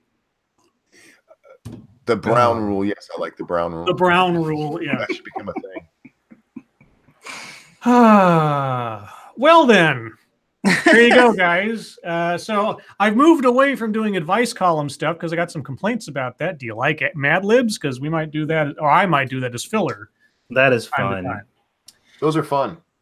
I do like it better when we had the guitar accompaniment by Tail, though. 7 minutes of squirting every night. I know, right? That's a lot of fluid. That's chronic dehydration. Well, I've encouraged a woman to do something similar in the past. All right, then. Well, guys, we are at the bottom of the hour, so it's your time. If you have questions, comments, concerns, conspiracy theories, complaints, if you have New Year's resolutions you'd like to tell us that you're not going to fulfill, by all means, put in the chat now. If you have questions for us directly, please put plenty of chat marks afterwards so we know it's for us. And if you have a statement that you'd like us to read or discuss, please put plenty of statement marks after those. I get all that right? Yes. Okay. Pat says Brown turned around his N-word, and he's right. Wow. Look at it. Oh. Wow, dude, that's trippy. Damn. I don't know how to deal with that. Adam Mangold says, can we do another Mad Lib? Not now. It takes a while, obviously. If I can figure out a way at some point to get work the chat into doing the Mad Lib, maybe I'll do that in the future. Sorry, go ahead. Oh, have you guys ever seen the post that says, aren't time zones fascinating? Australia's in 2019, Europe's still in 2018, and the US is currently in the 1920s. Har. Yeah, I said every single person who posts this needs to be transported to the 1920s. Let's see. Mashizu says, Monkey, why did you say horses instead of burros for that ad lib? Because I don't always think about Miss Cortez. Tosa Network, Scribe, did you see Basketball by Trey Parker and Matt Stone years ago? I think Basketball's awesome. I think I've seen it twice, but it was a long time ago. And why was there no Monkey in the morning today? Because he was sleeping. I was burnt out, guys. I just needed a day off. Monkey was deading. Let's see. Sanguine says, I think Ranting Monkey gave his Sunday schedule with the verbs jack, squirt, sleep, and twiddling. Don't judge me. Michael Hatfield says, Happy New Year. Thank you for entertaining us all 6 days a week. Well, I hope we entertain you at least 6 days a week. I mean, I'd take 3 nights out of 6 if we're lucky enough. I don't know. Everybody's different. We're on the air fucking 6 or 7 nights a week. We are? Lords of the Night may not be. Oh, well. Yeah. Now my feelings are hurt. That's well, right. I mean, everybody's entertained by different things. There might be nights where someone's just like, this show sucked. So, hopefully 6 nights a week consistently. But, I'll be happy if it's only 50% of the time, I have low expectations for myself. Raymond Lewis says, have you seen that Twilight episode? You mean Twilight Zone? The Twilight episode with the holograms and the lone surviving human. No. Are you talking about like the classic Twilight Zone series? Or are you talking about like the 90s version or what? I know there's a new one either that's already out or coming out that Jordan Peele is producing. But I haven't seen that yet. Stacey Gardner says, do you think the woman who talked to Matt Christensen could be the reason PayPal removed Subscribe Stars? She worked for PayPal before Patreon. It all depends on if there's any evidence that there was some kind of communication or back scratching between the two companies on this particular subject. Because if they're conspiring together to defeat other competitors, that could be a crime. Unless they can find documentary evidence to show that, though, it's going to be a real uphill battle. So you need somebody to leak or something from PayPal or otherwise, and that would all cause all types of different legal problems for people. So, or get someone to testify. Celtic Mandalore says, these are the last 2 weeks I can listen every night before school starts. Oh, no. Well, good luck at school, I guess. And Gold, have you seen Crack Baby Basketball? Yes. No, I haven't. I don't think so. It's the South Park episode. Oh, yeah, no. Alan Sawyer wants to know, Satsu Monkey, on your regular 7 days game, are you guys going to go farther this time or punk out at 28 days again? Oh no, this is our official one. We're we were doing the 28 days thing before when the game was still experimental because they were updating it so frequently that there was no reason to go beyond that. So now we're gonna go the distance. Toasted wants to know, why aren't you a sockalist? I wear socks. I don't know. All the time, dude. Frosted Glass says, if they remake Twilight Zone, who would make the best Rod Serling? Well, I think Jordan Peele is going to host his version of the Twilight Zone. So, but so they are remaking it. It's not an if. But if not Jordan Peele, God, I don't know. Bradley Cooper. Bradley Cooper would make a good Rod Serling replacement. I could see him getting away with it. I don't know that there's that many people out there that have that kind of gravitas. Oh, Stone Phillips. There you go. Get Stone Phillips to be the new Rod Serling. You know Stone Phillips from 2020 or whatever? Yeah, or I don't know. Is it Primetime? I forget what it is. Anyway. Random American says, have you seen the Twilight Zone episode where the last person on Earth believes there are other people because he hallucinates that he is live streaming a nightly show with them? No. The only Twilight Zone I've seen, guys, is the classic black and white Rod Serling one and some of the rebooted 90s version. If there's stuff, I haven't seen anything of the new series, if you're talking about the new series, so I don't know. Hypnagogic Monk says, Brian Krasenstein, breaking. Washington State has just banned anyone under 21 years of age from purchasing a semi-automatic assault rifle. That won't hold up. Yeah, that won't hold up. And then my chat jumped. Let's see. Jack Gunsky says, hey, everybody, be sure to tune in to Quiplash tonight after the stream on my channel, as in Jack Gunsky's channel. You can play along. Peter Silak Hades says, the original Peter, the real Peter, says, which Dave Chappelle and Charlie Murphy skit do you think was funnier, Rick James or Prince? Rick James, I think. Rick James. I didn't think the Prince stuff was all that funny. Actually. Yeah. It wasn't as funny as the Charlie Murphy thing, that's for sure. But I thought it was entertaining. Ebony Williams asks, which state or U.S. territory would you want to rule over? Guam. Because then people would leave me alone because nobody really bothers Guam. California, I'd fix that shit in a heartbeat. Satsu. Pallet Town. What? Pallet Town, that's a Pokemon reference. Oh. They only got 2 houses. That's easy to run. We were asked if we'd heard about the Tiffany Haddish thing. Do you know who she is? Oh, the chick who got booed off stage with her garbage ass. Yeah, is that the same person? Yep. She's a comedian who, she got booed off the stage and instead went drinking with her fans because she was so bad. Yeah, the bitch thinks she's funny. She swears she's funny, but she's not. They should have got Louis C.K. Cracked says, Monkey and Satsu, if you're going the distance, are you also going for speed? Are you racing and pacing and plotting a course? And if you why not? If you get that reference, I'll be semi-impressed. Satsu, do you understand that reference? Nope. That is a Cake song. She's going the distance. Dun-dun, dun-dun. She's going for speed. She's all alone in her time of need. Okay. Nope. All right. Well, anyway, I know what it was.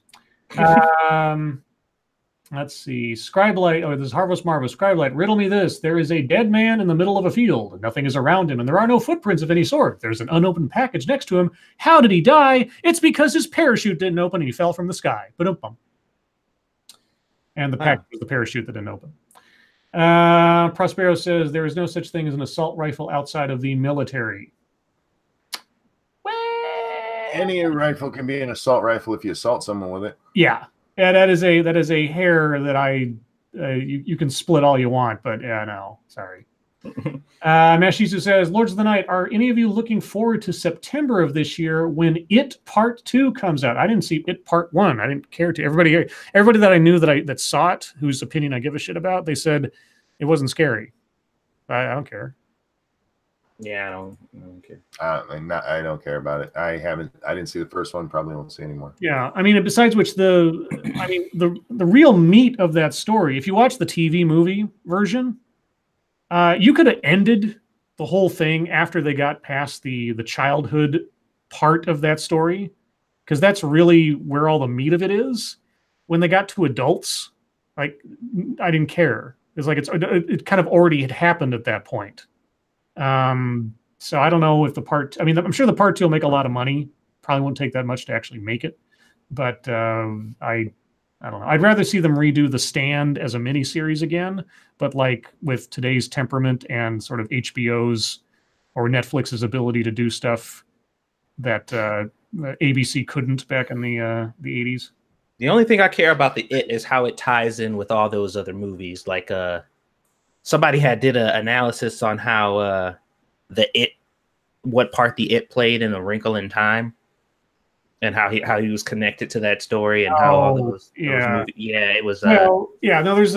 There's I forget where it was. There's one of the books in Stephen King's. I think I don't know if it's in the Dark Tower series, but there's a book he did recently or is coming out. I forget, which ties together almost all of his books. Yeah, it's crazy. Well, because like Cujo and Carrie and From a Buick Aid and Christine and all this stuff. They all technically are effects of the same sort of universe forces or something. Mm-hmm. I think it's a little bit of retconning, but whatever. It's his universe. Let's see. And my chat jumped again. Thank you, Johnny Hellcat. Satsu, if you think you are going to be a bad parent, remember the rhino story and keep in mind that you are not retarded. Yeah, I don't think that that's ever going to be a problem that I have to worry about. Letting my kids in a rhino cages. I'm going to be the parent slapping the shit out of my kid because they asked to go into it. Like, no, the fuck.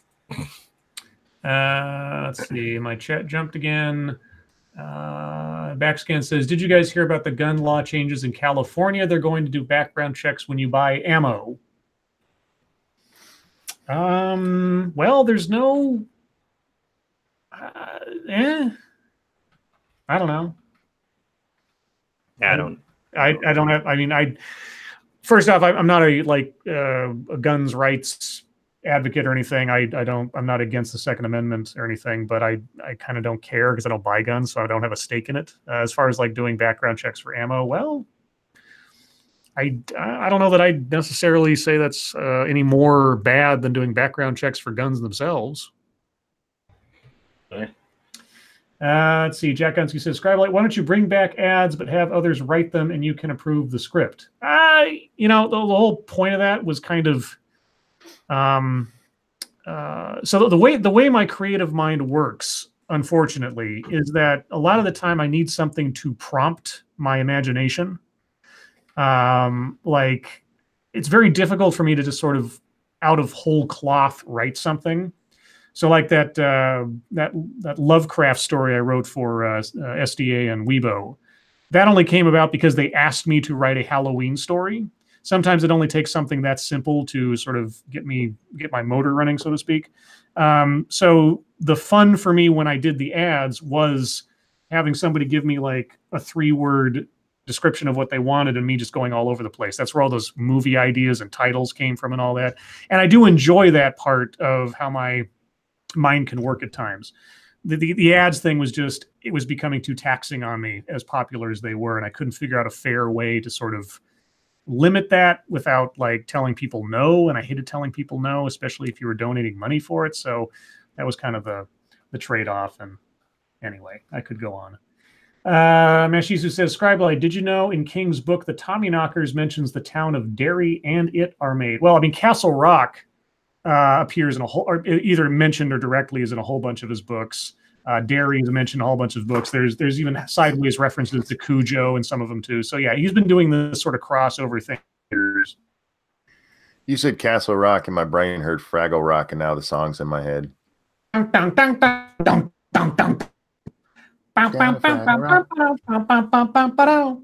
Dance your cares away. Worries for another day. Let the music play. Down at Fraggle Rock. Shh. Anyway. Hypnagogic Monk says, wow, Scribe, did Tom Sawyer finish whitewashing that fence you're sitting on? Oh. About the guns thing? Yeah. James Colley says, thank you, James Colley. Do you all believe that Willy Wonka and the Chocolate Factory and Snowpiercer are sequels? I've been convinced. Yeah, they fucking converted Scribe. Yeah, and you know what convinced me more than anything else in the most recent video I watched? It was the guy pointed out that at many points in the course of the film, Snowpiercer, the song note for the Willy Wonka theme is hidden in that soundtrack, and there's no denying it. The Willy Wonka song goes do do do do do do do do do do. That one. You can hear the do do do in several places in Snowpiercer, and the guy pointed that out. I thought, in conjunction with all the other little hints, there's no doubt in my mind that at least in spirit, Snowpiercer is meant to be a sequel to Charlie and the Chocolate Factory, and I think it's brilliant.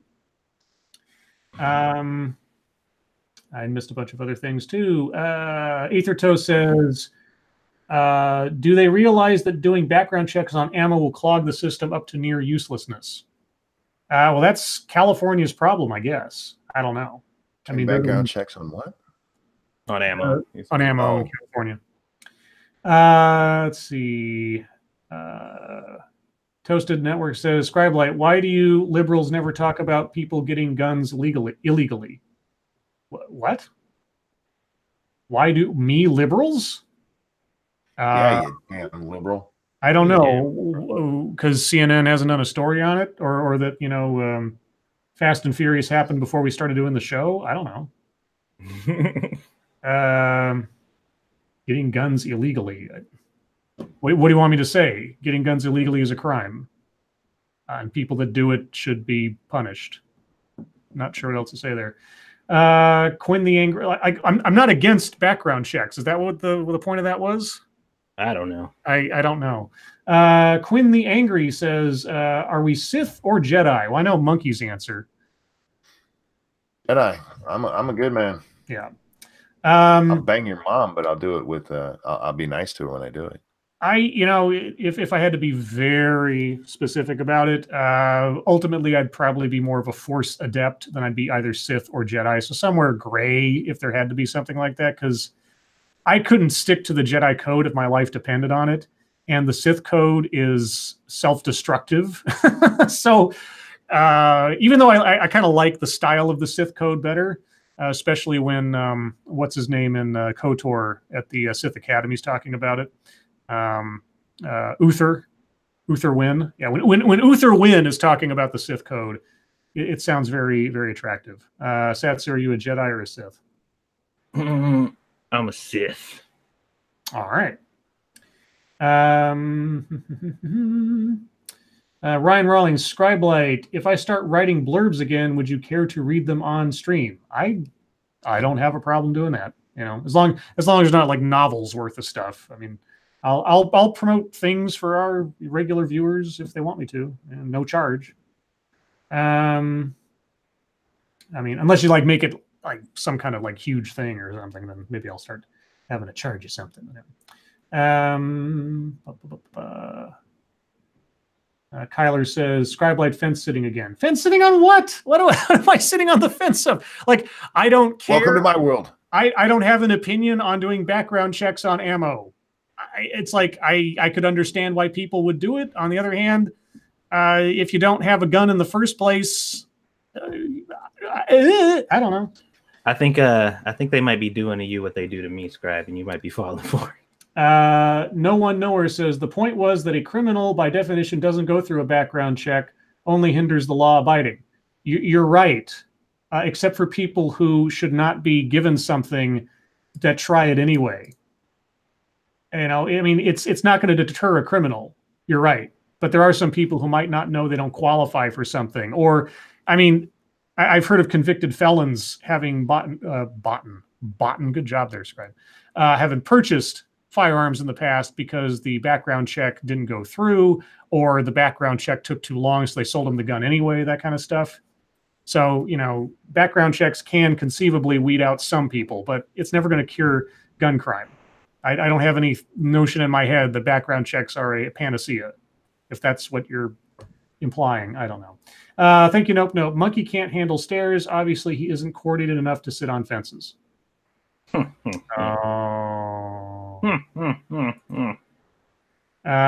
see. And Hypnagogic Monk says fennec.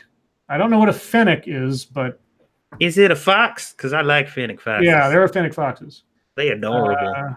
Data Wasteland says your whiteness causes agony. Yes, that's the name of my new video. I'm surprised that no one's caught the joke of that title yet. I thought it'd be pretty obvious, but nobody, at least nobody's commented on the video yet about that. So if somebody can solve that riddle here, you get a no prize, as it were. I was like, you know about the no prize? No, I don't. No. I think, I'm not quite sure, but the first time I ever saw it talked about was in Marvel Comics, where they would give people no prizes in the comment section of some of the comics if they spotted a problem or a discontinuity in the stories or something in the letters section, and they say you win the no prize, and that is your point's been recognized, but there's no prize. Let's see. Okay. Frosted Glass says Doctor Strange versus Yoda, who'd win? Doctor Strange, because Doctor Strange is as powerful as the deity he invokes.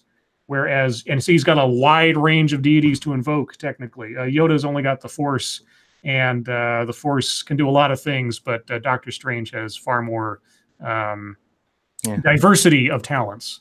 That is, of course, unless Doctor Strange decides not to do something that he clearly can, because plot. There's that too. And that's always the problem with bringing magic into things. That's why, because that's why Doctor Strange as a comic book series is always so difficult to maintain, because once you've established that you've got somebody that can do anything and bend reality any way he wants it to, you've kind of, completely buffed out that character beyond there ever being a problem. So that's why if you're going to bring magic into a situation, you really need to start beforehand and figure out what are the rules. There have to be rules. There have to be limitations. Okay, like Doctor Strange cannot bring the dead back to life. Should be the first one. Like the first one, he should not be able to resurrect anybody, etc. There should be some limitations. And I always like the one that said, and I just said it a second ago, Doctor Strange is as powerful as the god he invokes, because he was always like getting like the crimson bands of Sidorak. Okay, so he's calling upon the powers of Sidorak to do whatever he's doing, and that's the limitation. You only have that power set when you invoke that that spirit or whatever, the Ashanti. That would be a good way to make sure you don't give him too much, because there was this one storyline way back in the olden days of Doctor Strange that was really interesting. Wong, his manservant, assistant, apprentice, comes up to him one day after he gets back from another dimension, and he says, Master, I hate to bring this up to you because it is kind of a mundane matter, but we don't have any money, and rent's coming due. And Doctor Strange's like, oh shit, I have become so involved in like outer realm stuff that I have to worry about having a place to live. So there's this whole storyline where Doctor Strange has to kind of set aside his cloak and try to find a job, because he can't do surgery anymore because his hands are fucked up. So he tries to like do some consulting work. He even tries at one point to become a stage magician because he's got no work coming in. And it's really interesting because it's like it really, literally brings Doctor Strange down to earth for a little while. But then within an issue or so, you see what happened was the writers of the story changed. So like the series writers switched over, and a new writer comes in, and obviously he didn't want to have to deal with all this worldly stuff, because the very first segment of his first issue was Wong comes up to Doctor Strange again and says, Master, we're still out of money. And Doctor Strange says, bah, what is money to one such as Doctor Strange? And he snaps his fingers and there's a pot of gold right in front of him. And I'm like, oh, for fuck's sake. And it literally just wrote out the problem immediately. I was just like, oh, fuck you. Now, granted, this was back in the 60s and stuff where, there was a lot, fans were a little bit less integrated into the culture as they are now with online stuff, so nobody really cared back then. But it was so bad. Thank you, Nope. So diversity is his strength. Got it. Yes, actually, Doctor Strange's strength is in the diversity of deities on which he can call. It is true. It is true. Very good. Okay, what jokes is Zero the hero? Well, I'm not going to tell you what the joke is if you can't get it. Raymond Lewis, Top Ramen Lewis. What time is it when an elephant sits on your fence? Time to get a new fence. Ba-dum-bum. Quinn the Angry. Red, blue, or magenta? Scribe Light. Red, blue, or magenta? For what? Did I miss something? I don't know. Zero hint on the joke in your whiteness causing agony joke. The rule has a joke. That's all I'm going to tell you. If you can't figure it out, well, let's just remain a mystery, I guess. And I'm not making that up. I didn't, let's see. Mundane matter? Mundane, I don't understand. I must have missed something. Ranting Monkey says, Scribe's power is sit offense. That's your power. What are you talking about me for? I didn't do that. Because they've been saying that you're sitting on fences. Yeah, I guess whatever. And you said that other dudes was Sidorak, and I was like, oh, sit a fence. Oh well, what was it, the Sidorak gem or whatever? That's where Juggernaut got his powers. His unstoppability is actually a sort of an imparted power from Sidorak. Sidorak is a god. You got sit a fence. I suppose. I call upon Sidofence. The crimson bands of Sidofence. 5 minutes to go, guys.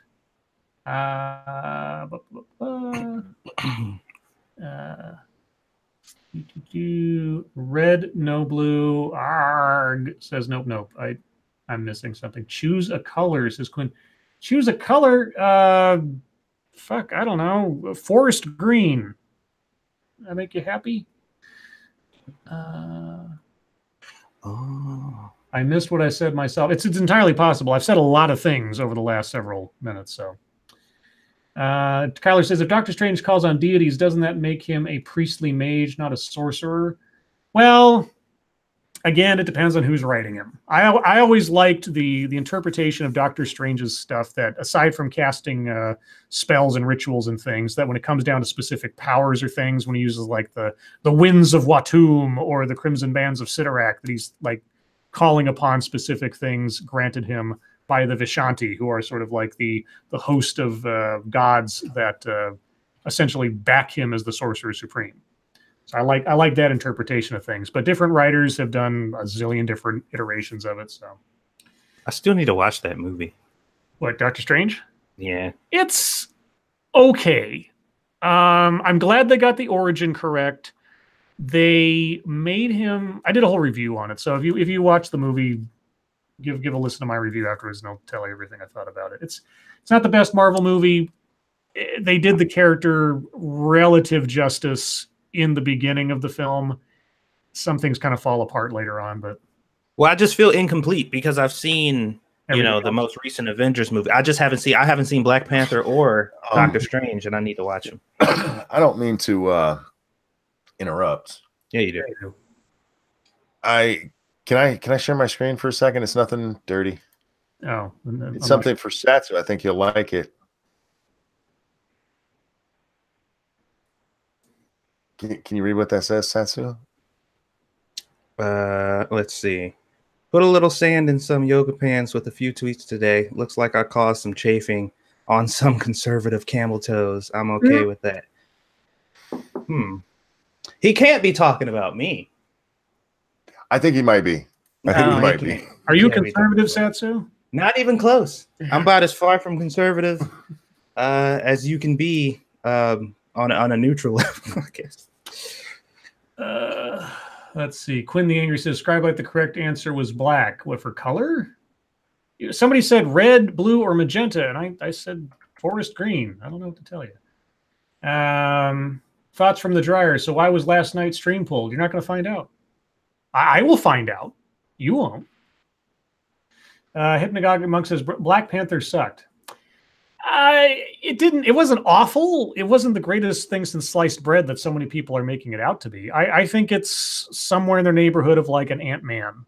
It's not terrible. It's entertaining to a certain degree, but it's no Winter Soldier. It's no Iron Man 1. It's a Marvel movie. Yeah, it's a Marvel movie. It's somewhere within the mid-range of like I'd say Thor Ragnarok was more entertaining, but I'd put it somewhere within that range of, it's a comic book movie. It's okay. It's not earth-shattering like people have made it out to be. And goddamn, the CGI battle at the end looks so bad. It looks so bad. And some of the dialogue in there is just so cheese. But there are parts of it that are okay. And there are parts of it that do work as far as like telling the story of the character for the most part. There's a lot of things that don't make sense. I did a review of Black Panther as well. Go look on my playlists under reviews, and you can find my reviews for Black Panther and Doctor Strange. Yeah, my only problem with Black Panther was the CGI fighting. I wish they would have just done it live action stuff, because you can get actors to do that stuff, and it looks so cheap. It looks like it's from the fucking 80s. Yeah, it does look bad. Let's see. 2-minute warning, guys. Let me see. Scrappy says, you're so neutral, you're invisible. Me or who? I don't know. Vortex says, Doctor Strange, 6 out of 10. That's about in the relative terms of Marvel movies. I'd say, yeah, Doctor Strange was an plus average Marvel film. Thank you, Ethan Long. I can't get over those goofy combat rhinos. Oh, and Black Panther, yeah, a lot of interesting CGI choices there. I don't know. Let's see. Aquaman looks kind of meh. Yeah, I didn't see anything that really made me want to see Aquaman. I haven't seen any DC movie in the theater yet. I just haven't bothered. I've seen so many random reviews on Aquaman. Like some people are like, "Man, that was the greatest movie in the whole series," and then some people are just like, "It was all right."